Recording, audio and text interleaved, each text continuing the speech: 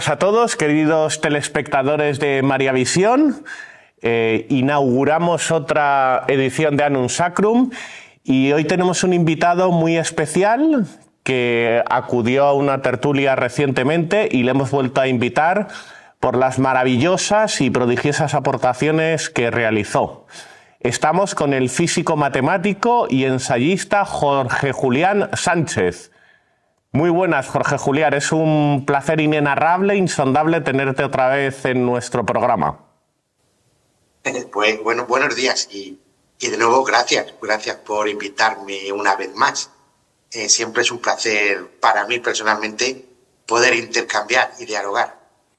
Nada, gracias a ti porque contribuyes a elevar el nivel de la televisión en términos generales. De eso creo que no cabe ninguna duda. Bueno, pues empezamos con... Sí, perfecto. Pues vamos a empezar. El otro día hablamos del tiempo, ¿no? Hicimos cirugía en la concepción del tiempo desde un punto de vista escolástico, desde la filosofía cristiana, en términos espirituales. Y entonces, bueno, Jorge, me gustaría que hicieses un resumen de lo que hablamos en la tertulia pasada, para luego continuar desarrollando el tema en la dirección en la que teníamos pensado. Así pues, te cedo el turno de la palabra para que hagas este croquis. Bueno, si recordamos, definimos, o yo, mejor dicho, proponía una definición de tiempo como la constancia por parte de una consciencia de una existencia, ya sea la suya propia o la de un tercero o un ente tercero, exterior. ¿De acuerdo? Y lo importante no es el tiempo en sí, todo el mundo lo sentimos. O sea, perdona que te corte. Claro, una cosa que le da sentido al tiempo desde la perspectiva humana es el hecho de ser conscientes de él, porque claro, tiene buena parte de percepción, lo que es pasado, lo que es presente, lo que es futuro. A ver, yo creo que también tiene entidad propia, pero es verdad que la percepción juega un papel fundamental y si no lo percibiésemos, pues tampoco tendría sentido, porque si no fuese percibido por nadie el tiempo, que es una entidad inmaterial y abstracta, pues claro, carecería de todo sentido. Bueno, continúa. Correcto. Entonces, como tú bien has evocado ahora mismo, la clave de todo, de hecho es el principio de todo, hasta del propio conocimiento humano, es la consciencia. Yo lanzo una pregunta.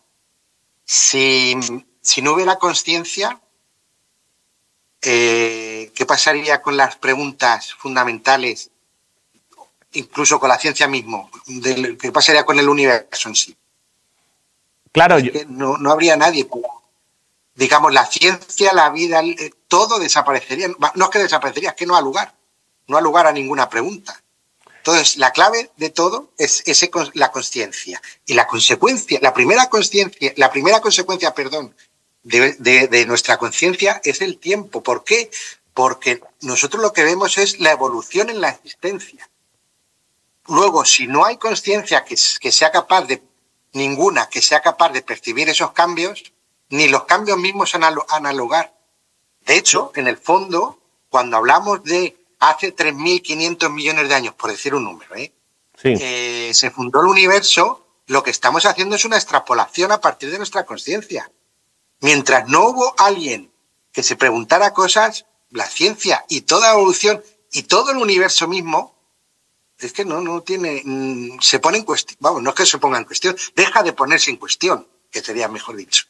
Aquí es donde entraría a colación aquella cita de Antoine de Saint-Exupéry, autor del Principito, cuyo mensaje principal de la célebre novela dice que lo esencial es invisible a los ojos, es decir, lo inmaterial es lo que da sentido a lo material, porque es lo que hace, lo que responde a las preguntas, lo que le da una significación al tiempo. No sé, tú miras al paisaje y no encuentras la palabra tiempo, tienes que darle una connotación intelectual, ¿no? Digamos. Correcto. Dicho de otra manera, como he dicho. Lanzo esa conclusión a un modo de pregunta. Cuando sabemos que tenemos como especie, es decir, podríamos decir como ente consciente, De hecho, es el único, por ahora, es el único ente consciente del universo. Decía Carl Sagan, un gran físico que todo el mundo conoce por su serie, por sus famosas series astronómicas, es gracias a la conciencia humana que el universo toma conciencia de sí mismo. ¿Vale? Cuando desaparezca ese futuro, cuando el ser humano no tenga cabida en este universo, ¿qué pasa con él? No ha lugar a esa pregunta más. No. ¿Cómo evoluciona y tal? ¿Qué más da? Va a ser todo suposiciones, puesto que no va a haber nadie que sea consciente de verlo. Sí, además... Hablamos de lo que estamos siempre, como recordamos en el programa anterior, estamos siempre viviendo en el presente. En el pasado es, digamos, un almacenamiento de experiencias que nos proyecta al futuro. Pero ni existe el pasado ni existe el futuro. Existe la consciencia del presente. Eso ya San Agustín lo tenía claro. Bueno, además el hecho de que lo inmaterial da sentido a lo material, pues lo vemos, por ejemplo, también en otros terrenos. Nuestro pensamiento es el motor de nuestras acciones. Muchas veces también los sentimientos, pero los sentimientos es una entidad también abstracta e inmaterial. El lenguaje, todo lo material, incluido las leyes de la física, encuentra una explicación, pues eso, en cosas inmateriales y abstractas. Por lo cual, si lo material prescindiese de lo inmaterial, nada tendría sentido, nada tendría entidad propia. Tengas en cuenta que la ciencia, por muy compleja que la podamos percibir ahora, incluso con las aplicaciones como la IA, que la inteligencia artificial no dejará de ser más que un instrumento superpoderoso, desde el punto de vista de filosofía de la ciencia, no vamos a entrar en este tema, ¿vale? Pero estamos creando tan falsas expectativas con la IA como en su momento se creó con el mecanicismo, el famoso demonio de Laplace. Efectivamente. Lo vamos a poder controlar todo. La IA va a ser capaz de pensar. No. No, la IA puede estructurar información, asociar, hace una elaboración compiladora, recopilativa, pero nunca va a poder sustituir a la genialidad humana. De hecho, es que al final la ciencia describe. La ciencia nunca puede entrar, es descriptiva. Nunca entra en la causa última. De hecho, ella misma, esto ya no es un sentimiento. De hecho, en el siglo, y esa es la segunda parte de mi libro, de mi ensayo primero defino el tiempo y a partir de esa equivalencia que decíamos en el programa anterior entre el principio y el fin, ¿vale? De una existencia, de esa conciencia, en el fondo, que eran equivalentes, eran puntos equivalentes, la pregunta surge, ¿y qué hay en ese punto o en esos puntos equivalentes? Pues la ciencia no tiene nada que decir. Y no es que lo diga yo, es que la propia ciencia, usando su metodología científica, en los años 30 llegó a esa conclusión. Vía los teoremas de incompletitud de Gödel. Gödel es un matemático, es el último gran matemático de Einstein. Einstein, que está muy mitificado, es un excepcional físico, eso no se lo voy a decir, pero como matemático era un zote, con perdón de la expresión. Siempre hay un gran matemático detrás. Si se mira objetivamente la biografía de Einstein, siempre hay un matemático detrás que le soporta. ¿Vale? Interesante, muy interesante. Como físico. ¿Cuál es la gran...? Sí. De hecho, él tiene una frase cuando empieza a generalizarse la relatividad general, y es que él dice, parafraseando, ¿vale? No tengo en mente ahora mismo las palabras exactas, pero él dice, desde que los geómetras matemáticos entran a modelizar mi teoría general de la relatividad, ni yo mismo la entiendo. Toma ya. Ni yo mismo la entiendo. Demoledor, ¿eh? Sí. ¿Cuál es su aportación como físico? Ya estamos variando un poco. El físico, al igual que un literato, lo que hace es construir un cuento, es el modelo. Es el modelo matemático, ¿vale? Vale. Cuenta un cuento que luego objetiviza con la matemática, ¿vale? Y a través del método científico que Galileo nos enseña, vemos si lo que somos capaces de deducir objetivamente, previa observación, por tanto subjetivamente, somos capaces de predecir algo. Por eso los teoremas científicos tienen una circunstancia bien localizable. Si nos salimos de ese modelo, llegaremos, hay que buscar otra modelización.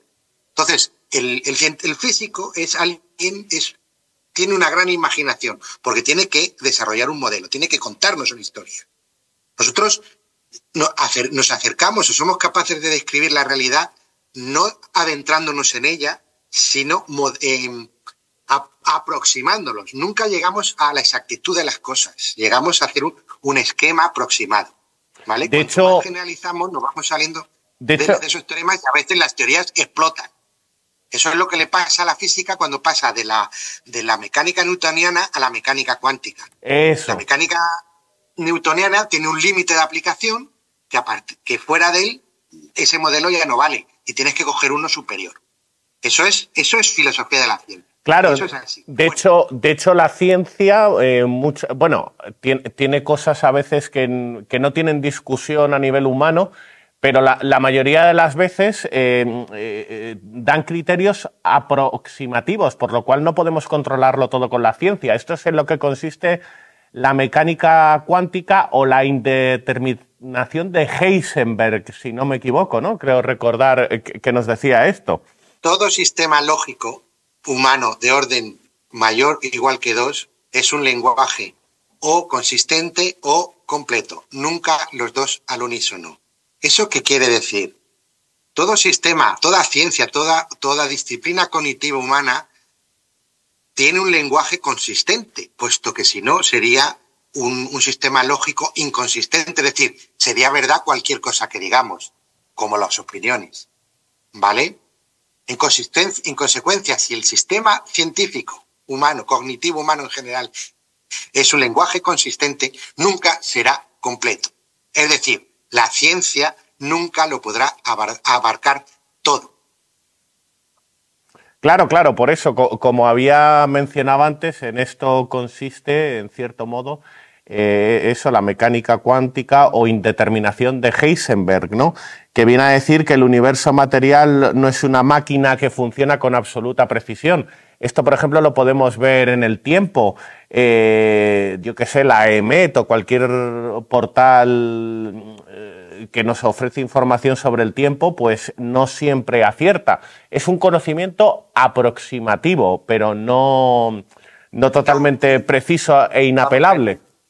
No es del todo formal lo que dices. Vamos a ver, hay un momento en la ciencia en el siglo XIX, ¿vale? Que cuando estamos completamente convencidos, el demonio de Laplace, de que la mecánica clásica lo puede abarcar todo y vamos a poder ser capaces de dominar el universo, sus leyes del universo, aparecen 3 ramas de la ciencia que empiezan a desmontar esa ilusión. Vale. Sin entrar en detalles, 1, la probabilidad y estadística debido a la termodinámica clásica. 2, el nacimiento de la dinámica no lineal. Y 3, el advenimiento de la cuántica, que destrozan todo determinismo. No es lo mismo incertidumbre asociada al no determinismo de la ciencia, ¿vale? Sí. Que la completitud, que es, digamos, ¿qué es lo que puedo abarcar como campo u objeto de estudio? La ciencia es indeterminista, por ser ciencia, ¿vale? Nos lo hemos demostrado, lo que dices tú, podemos decirlo así, los principios cuánticos, la dinámica no lineal, que es otro campo. La dinámica lineal, por ejemplo, la que estudia la mecánica de fluidos, que estudia la atmósfera, es dinámica no lineal, pero no es cuántica. ¿Vale? Los fundamentos podemos justificar que son cuánticos, sí, pero la dinámica de la atmósfera como un fluido es una aproximación clásica y matemáticamente es dinámica no lineal. ¿Qué es lo que nos impide hacer proyecciones a largo plazo del tiempo? Desgraciadamente, ¿vale? Entonces, pero lo que sí nos dice, y voy a poder explicar todo en el universo, es cuando se te cae el castillo de naipes. ¿Qué es lo que va a pasar con la IA? Ya, sí. Sí, porque parece que lo que diga la IA muchas veces es irrefutable o inapelable. Es verdad que yo... Nos dimos el gran batacazo, digamos, con la desilusión del mecanicismo, nos daremos el gran batacazo. ¿Pero por qué? Porque la ciencia es incompleta. El campo de estudio de la ciencia nunca podrá abarcar todas las preguntas del hombre. Efectivamente. De hecho, el hombre es el único animal, como dice aquel refrán, que cae 2 veces en la misma piedra. De hecho, el endioseamiento, la deificación de la ciencia, pues fue una cosa que digamos ¿qué es lo que estamos haciendo ahora con la IA? Claro.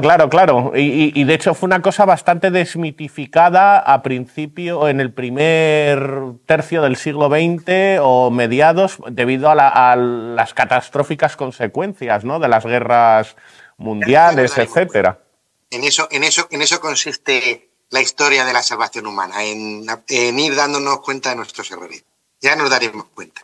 ¿Vale? A mí lo que me interesa es que si el conocimiento cognitivo humano es incompleto, representado, digamos, en el tiempo con ese punto equivalente, hay un espacio para la fe. Efectivamente. ¿Cuál? A ver, vamos a ver. Yo, para evitar que la fe se confunda con la fe estrictamente católica, que eso ya es un hecho, la consecuencia de una decisión humana, ¿vale? Antes yo me paro un paso antes, y en mi ensayo, cuando llego a esto, lo que llamo es el espacio del hecho divino. Hay un espacio para el hecho divino, ¿vale?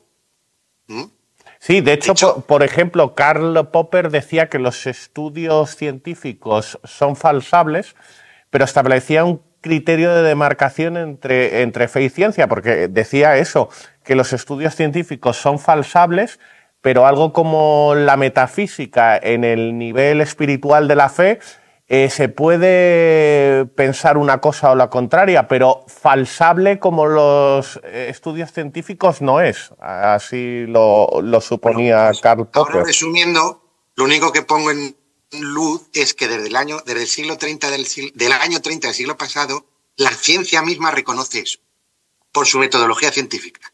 Los teoremas de incompletitud de Gödel son teoremas, ¿vale? Es un hecho probado como cierto. La ciencia reconoce sus límites. Sí, de hecho... Hay un corolario inmediato desde el punto de vista filosófico, y es que el positivismo es una ilusión falsa. No todo es demostrable, ni susceptible de ser aplicada a la ciencia.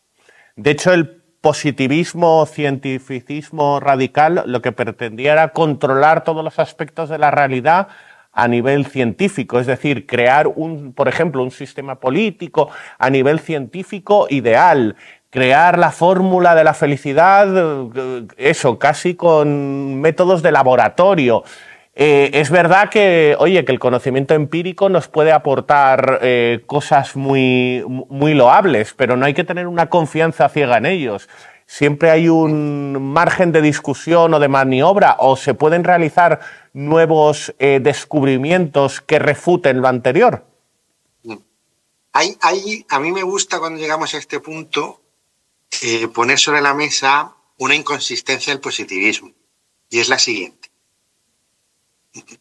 Digamos, existe una corriente llamada el derecho positivista germánico, si mi cabeza la recuerda bien, que dice que toda norma en derecho, lo que expresa, toda norma en general, en concreto por esa rama en derecho, expresa la voluntad de alguien detrás. Bien, la ciencia, por definición, es la descripción de una norma. Si toda norma viene detrás una intención... Claro, y de hecho hay una intencionalidad detrás de todo esto. Que todo lo que no se ve o no se toca o es palpable por los sentidos no existe, pues que me diga que me diga de quién o qué es esa intencionalidad. Muy interesante esto último que has tocado, que es que detrás de determinados estudios científicos o demostraciones que muchas veces intentamos convertir en inapelables, en irreprochables, en irrefutables, hay una intencionalidad detrás. De hecho, si la intención fuese otra, los estudios científicos, las demostraciones empíricas, serían distintas. Es decir, que al final estas teorías positivistas están a merced de una intencionalidad previa. Muy interesante esto último que has tocado, porque desmonta la credibilidad y la consistencia de, pues eso, de estos métodos cientificistas que tratamos de mitificar, de idolatrar, de deificar. Ahora, a mí me gustaría, es correcto lo que dices, me gustaría volver al tema que digamos, al punto donde he dejado que hay espacio para otras, digamos, para el hecho divino, ¿vale?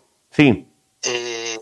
Ahora me gustaría volver al tema, digamos, o al punto en donde hemos dejado el espacio que le llamo yo libre, o el espacio del hecho divino, allá donde la ciencia ya no tiene nada que decir, fuera de su ámbito, ¿vale? Ahí entra en juego, digamos, la libertad humana, puesto que la libertad humana, si quiere conocerlo todo, tiene que escoger.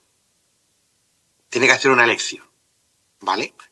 En mi concreto es muy evidente y entiendo que todos nosotros hemos escogido para dar respuesta a ese hecho divino, ¿vale? Pero hay un punto, ese punto, aunque cada uno de nosotros debamos hacer una elección, incluso el ateo hace su elección, solo que el ateo, si seguimos el argumentario que hemos estado dando, es la única postura irracional.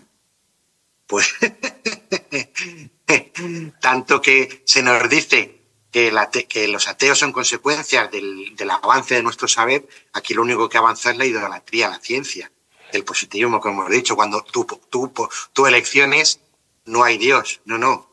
De hecho, la ciencia ha demostrado que hay un espacio a ello. De hecho, he citado antes la reflexión de Karl Popper, que decía que los criterios científicos son falsables y que los de índole espiritual y metafísico no son falsables, con independencia de que tú los quieras asumir o no.